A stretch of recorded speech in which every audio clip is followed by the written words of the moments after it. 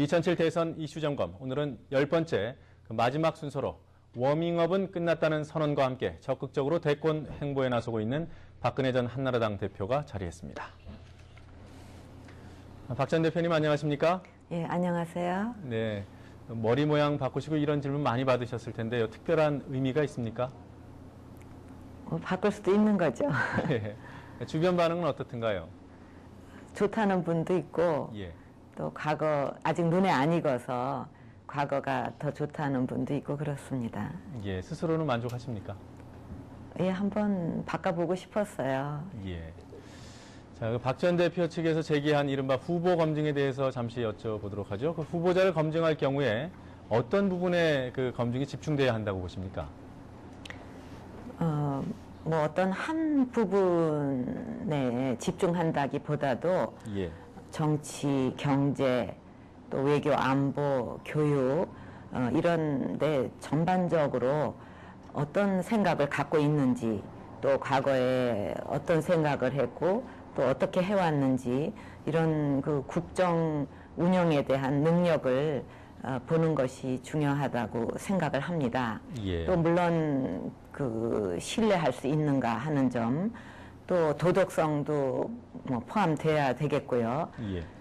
그리고 한나라당 후보로 나갈 경우에는 한나라당의 어떤 정책이나 노선과 부합이 되는지, 또 과거의 때와 장소에 따라서 그 자기의 그 어떤 정책이나 말을 뭐 바꾸거나 그런 적은 없는지, 이런 것이 전반적으로 검토가 돼야 된다고 생각을 합니다. 예, 도덕성 부분 또 신뢰성 부분까지도 검증을 해야 된다 이런 말씀을 해주셨는데, 그 한나라당의 이른바 빅3 후보는 모두 당대표 또 서울시장, 경기지사 등을 거쳤습니다. 치열한 선거를 통해서 이미 검증이 다 됐다 이렇게 볼 수 있지 않을까요? 그런 자리가 대통령이라는 그 막중한 그런 자리하고 같을 수가 있겠습니까? 예. 뭐 예. 그런 식으로 생각을 한다면은 국회에서 이루어지고 있는 수많은 청문회도 예. 필요가 없는 것이겠죠. 그러니까 국가와 국민을 위해서 대선 후보의 그러한 검증은 꼭 필요하다고 생각을 합니다. 예. 자, 이 그 검증의 주체와 관련해서 강재섭 한나라당 대표께서 2월 초 그 경선 준비를 구성해서 검증을 하겠다. 이런 얘기를 했습니다. 사람이 뭐 충분하지 않은 것 같기도 하고, 또 경선 방식 등의 그 민감한 사안을 다뤄야 하는 그 준비위원회가 후보자 검증까지 한다. 이런 부분에 대해서는 어떤 생각을 갖고 계십니까? 그런 것은 당에서 뭐 하겠다고 방침이 있으니까 예. 뭐 당의 방침에 따르면 된다고 생각을 합니다. 네. 근데 만약에 당 차원의 검증이 미흡하다고 판단이 될 때는 뭐 직접 검증도 할 수 있는 겁니까? 개인이 그런 걸 할 수는 없고요. 예. 지금 그 우리가 검증이 안 된 후보를 대통령으로 뽑아서 얼마나 나라가 힘듭니까? 그러니까 이 우리 한나라당의 경우에는 특히 지난 대선에서 2번이나 실패를 했고, 또 그 지난 총선 때는 당이 없어질 뻔한 위기까지 겪으면서 어렵게 국민의 지지를 다시 얻었습니다. 그렇기 때문에 그 한나라당으로서는 김대엽 같은 사람이 10명이 있다 하더라도 아무 문제 없이 당선될 사람을 후보로 뽑아야 하지 않겠습니까? 예. 이번에 그 정권 교체라는 것은 어떤 개인의 문제가 아니라 예. 나라의 그 운명이 걸려 있는 문제이기 때문에 정말 이번에 실패해서는 안 된다고 생각을 합니다. 예. 지금 개인은 하면 안 된다. 이 관련 질문 하나만 좀 더 드리겠는데요. 개인은 할 수 없다 이런 말씀을 하셨는데, 그러니까 당이 아닌 개인, 그러니까 이제 후보 캠프별로는 할 수 있다 이렇게 해석을 해도 되겠습니까? 그런 거는 캠프나 개인이 할 수는 없겠죠. 예, 알겠습니다. 자, 어제 범여권의 유력 후보 가운데 한 명이었던 그 고건 전 총리께서 대선 불출마를 선언을 했습니다. 대선 구도에 어떤 변화가 있을 것으로 예상하십니까? 저희가 전에도 여러 번 밝혔지만 고건 전 총리는 제가 정치를 같이 해보고 싶었던 정말 경륜을 갖춘 훌륭한 분입니다. 그런 정치인을 잃는다는 것은 국가적으로도 손해라고 생각을 합니다. 이번에 이제 불출마 선언으로 인해서 대선 구도에 영향은 있겠지만 예. 큰 그 어떤 변화는 있을 거라고 생각이 되지 않습니다. 앞으로 우리나라의 대선은 그 과거와 같은 어떤 정치적 상황에 의존하기보다는 정당이나 후보가 어떤 정책을 내놓고 얼마나 국민의 신뢰를 얻는가에 달려 있다고 생각을 합니다. 예.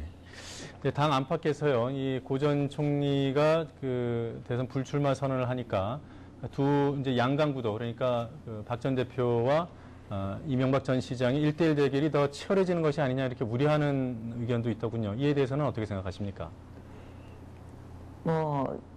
지금 네거티브라든가 예. 이제 이런 얘기도 나오고 그러는데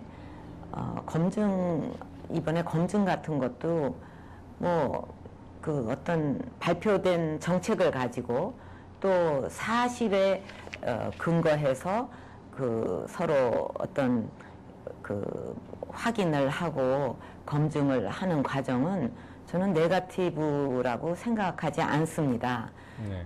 오히려 그 국민들에게 의문이 나는 부분에 있어서는 확실하게 답변을 하고 또 평가는 국민이 하시면 될 거 아니겠습니까? 예. 그래서 오히려 그런 그 의문이 나는 거라든가 이런 거를 깨끗하게 그 해소하는 과정이 필요하다 이렇게 예. 생각을 합니다. 예. 자, 이 호남 지지 상승은 한나라당의 수건이기도 합니다만 고건 전 총리 불출마 선언 직후 여론조사를 보면 박 전 대표께서 그 호남 지지를 꽤 확보한 것으로 이렇게 나타났습니다. 호남 지지를 이참에 더 극대화하기 위한 방안이 있을까요? 저는 그 대표 시절부터 예. 호남 지역을 자주 방문을 했습니다. 그것은 뭐 당장 이렇게 표를 얻겠다 이런 차원이 아니고 지금과 같이 이렇게 지역으로 갈라져서는 우리나라의 미래가 없다고 생각을 했기 때문입니다. 그래서 그 국가 또 이렇게 국민이 화합하지 않고는 어떤 경제 회생이나 국가적 발전도 불가능하다고 생각을 합니다. 그래서 이렇게 그 어떤 분열과 갈등을 치유하고 또 그 국민의 마음을 하나로 모으는데 노력을 하는 것은 지금 이 시대의 정치인으로서 당연한 일이라고 생각을 했습니다. 예. 앞으로도 저는 그런 진실된 마음을 가지고 꾸준히 그 노력해 나갈 것입니다. 예.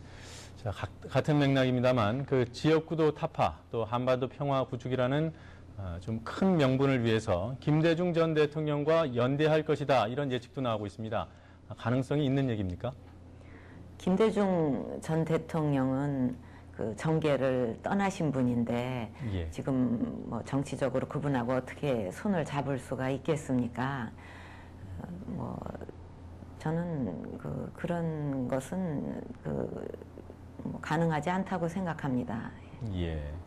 그 대표 시절에 김정일 국방위원장을 만나시지 않았습니까? 예. 예. 그래서 그 남북 정상회담과 관련해서 좀 다른 입장을 가질 수도 있다 이렇게 볼 수도 있는데 정상회담 연내 개최 문제에 대해서는 어떤 입장을 갖고 계십니까? 정상회담은 지금 이 시점에서 예. 정상회담이라는 것은 반드시 북핵 문제를 해결하는 정상회담이 돼야지 그렇지 않다면 지금 정상회담이 무슨 의미가 있겠습니까? 그럼 바꿔서 이 시점에 그 북핵 문제를 해결하는 정상회담이 열린다면 그건 문제 없다고 보십니까? 그것을 확실하게 그 해결하겠다는 예. 전제 하에서 해야지 뭐 해결하겠다 이래 놓고는 회담 열어가지고 뭐 연방제 얘기 나오고 평화협정이 어떻고 해가면서 끌려다니고 이런 거라면 정말 백해 그 무익한 그런 그 회담이 되겠죠. 예.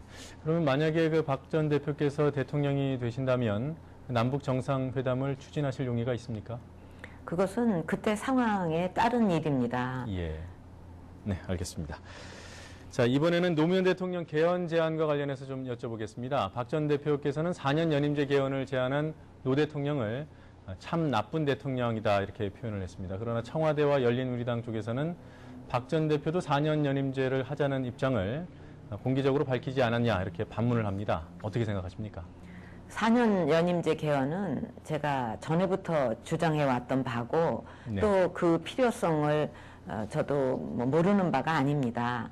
그러나 모든 일은 때가 있는 법이거든요.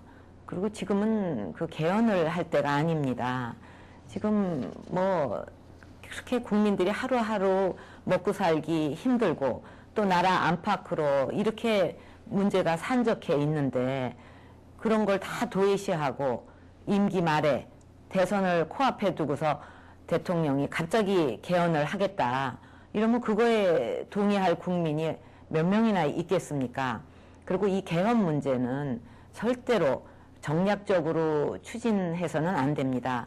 왜냐하면 엄청난 국민 분열을 가져올 수 있거든요. 그렇기 때문에 우선 국민의 그 어떤 공감대 또 합의가 우선돼야 된다고 생각합니다. 그래서 예. 지금 가장 현실적이고 올바른 순서라고 한다면 이번 대선에 출마하는 그 대선 후보들이 개헌의 방향과 내용에 대해서 국민에게 공약으로 내걸고 국민 평가를 받는 것이 아닐까 그렇게 예. 생각합니다. 박 전 대표께서는 어떤 방향의 개헌 공약을 하실 생각입니까? 저는 그 4년 지금까지는 제 개인 생각입니다. 예, 우리 예. 한나라당에서 그게 논의를 거친 적은 없으니까. 예. 그러나 저 개인적인 소신으로는 4년 연임제를 그동안 쭉 주장해 왔습니다. 예. 근데 만약에 다음 정권에서 그 4년 연임제 개헌을 한다면 그리고 또 이제 총선과 대선의 그 주기를 맞춰야 한다면 대통령 임기를 9개월 줄여야 하는 그런 상황이 되거든요. 그런 상황을 감수하더라도 다음 정권에서 논의를 해야 된다 이렇게 보십니까? 지금은 어쨌든 개헌을 논의할 때가 아니죠. 그리고 다음 정부에서 어떻게 개헌을 하겠다 하는 공약을 당과 이제 대선 후보가 되면 예. 당과 논의를 해서 책임지고 실천을 꼭 할 것을 내걸고 국민의 그 어떤 평가를 받아야 되겠죠. 예, 알겠습니다. 자, 당내 경선 방식에 대한 얘기를 좀 해보도록 하겠습니다. 현재 당원 당규에 규정되어 있는 내용보다 그 일반 국민의 참여가 더 늘어야 된다, 아니다 이런 논란이 있는 것으로 알고 있습니다. 박 전 대표께서는 어떤 입장을 갖고 계십니까? 경선에 출마하는 입장에서 후보가 뭐 이렇게 해야 된다, 저렇게 해야 된다 해야 되는 그런 입장은 아니라고 생각합니다. 그러나 이제 한 가지 분명한 것은 지금 이 경선 방식은 제가 개인적으로 만든 것이 아니라는 점입니다. 그래서 이런 문제에 대해서 제가 원칙은 지키는 게 좋겠다 하는 것을 무슨 기득권이니 이렇게 말하는 것은 굉장히 잘못된 얘기죠.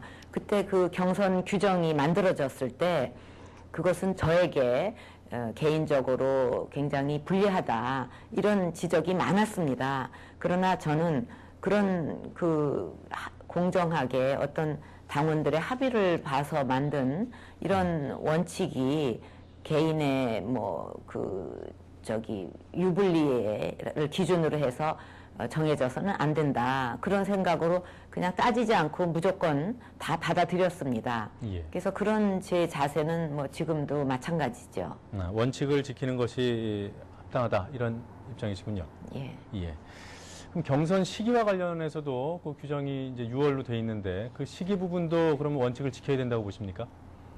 그러니까 제가 말씀드리는 원칙을 지키는 게 좋겠다 하는 이야기는 예. 정말 충분한 어떤 이유 예. 그런 것이 없는 한은 그 원칙대로 가는 것이 당연하지 않겠는가 뭐 그런 뜻입니다.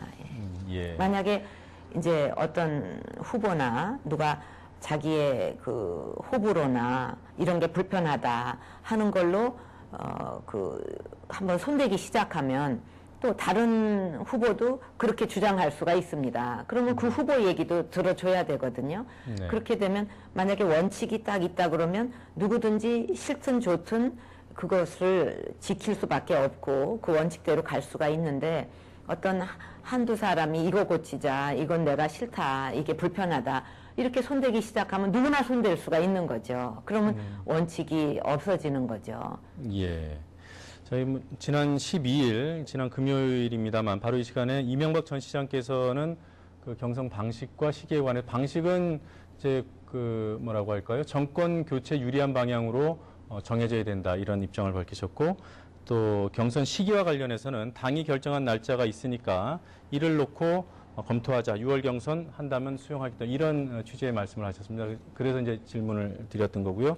박 전 대표의 입장은 방식이든 시기든 원칙을 지켜야 한다. 이렇게 이해를 해도 되겠습니까? 예, 뭐든지 절대적이라는 건 있을 수 없겠죠. 예. 그러니까 제가 아까도 말씀드렸듯이 충분히 그 사람들이 공감할 수 있는, 동의할 수 있는 그런 어떤 명분이 있다면 예. 뭐 그거는 또 그 할 수 없겠지만 네.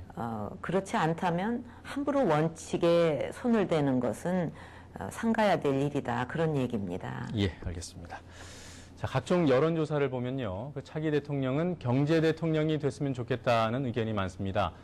경제를 회생시킬 방안 어떻게 준비하고 계십니까? 저는 단기적인 전략과 장기적인 전략 이렇게 두 가지를 나눠서 강조를 하고 싶습니다. 우선 당장 가장 시급한 것은 투자를 살리기 위해서 모든 노력을 다 해야 된다는 점입니다. 그러기 위해서는 경제 정책의 대전환이 필요합니다. 그러니까 작은 정부, 큰 시장이라는 이런 이거에 대한 확실한 원칙을 가지고 정부가 불필요한 그 지출에 대해서는 정말 다 그것을 없애고 그것 대신에 국민의 그 어떤 그 세금을 감면해주고 또 규제를 획기적으로 줄여야 된다고 생각을 합니다. 그렇게 해야만 민간의 그 투자라든가 소비가 살아날 수 있고 기업하기 좋은 환경이 만들어져서 일자리를 많이 만들 수가 있다 이렇게 생각을 합니다. 예. 대기업에 대해서는 지금 투자를 가로막고 있는 출자 규제 이거 없애야 되고요. 중소기업에 대해서는 국가가 중소기업의 경쟁력을 끌어올리기 위한 그런 어떤 산업 재생 프로젝트 이런 것을 적극적으로 추진해야 된다고 생각합니다. 그래서 예. 우선 그러니까 국가 산업 단지라든가 지방 산업 단지에 있는 그 중소기업을 대상으로 해서 어떤 인력이라든가 기술을 국가가 지원해주고 또 그 어떤 세금이라든가 규제의 이런 부담을 아주 획기적으로 덜어주는 이런 그 산업재생 프로젝트를 실천할 필요가 있습니다. 예. 그리고 장기적인 그 프로젝트라고 하면 이제 21세기에는 이 시기에 걸맞는 성장 전략이 필요합니다. 과거와 같이 자본이나 그 어떤 그 노동을 투입해서 성장하던 시기는 지났거든요. 그래서 지금은 사람과 기술만이 우리 살 길이다. 이런 생각을 가지고 교육이나 그 과학기술에 그 국가 운명을 걸어야 된다고 생각을 합니다. 그래서 교육과 과학기술에 대한 어떤 혁명, 획기적인 이런 정책은 아마 당장 효과를 보기는 어렵겠지만 지금 당장부터 시작해야 된다고 생각합니다. 예. 자, 시간이 모자라서 한 가지만 더 여쭤보도록 하겠습니다. 박 전 대표께서는 한나라당을 2년 3개월 동안 이끌면서 각종 선거에서 연전연승을 거뒀습니다. 그리고 바닥까지 떨어졌던 당 지지율을 50% 가까이 끌어올렸기 때문에 철의 여인, 또 대처 이렇게 비유가 되고 있습니다. 그럼에도 불구하고 일부에서는 여성 대통령은 아직 이르지 않느냐 이런 주장이 나오고 있습니다. 이에 대해서 어떻게 생각하십니까? 그런 말을 듣는데요. 예. 저는 뭐 제가 어떻게 되고 안 되고를 떠나서 그런 얘기를 들을 때 참 서글픈 생각이 듭니다. 지금 선진국은 말할 것도 없고 우리보다도 이렇게 뒤처져 있는 나라들에서도 많은 그 여성 지도자들이 훌륭한 능력을 발휘하고 있습니다. 근데 입으로는 선진국을 얘기하면서도 아직도 그런 생각을 하는 분이 있다면 스스로 우리나라를 후진국 틀에 가둬두는 것이 아닌가 생각합니다. 예. 자, 오늘 긴 시간, 바쁜 시간 내주셔서 고맙습니다. 예, 감사합니다.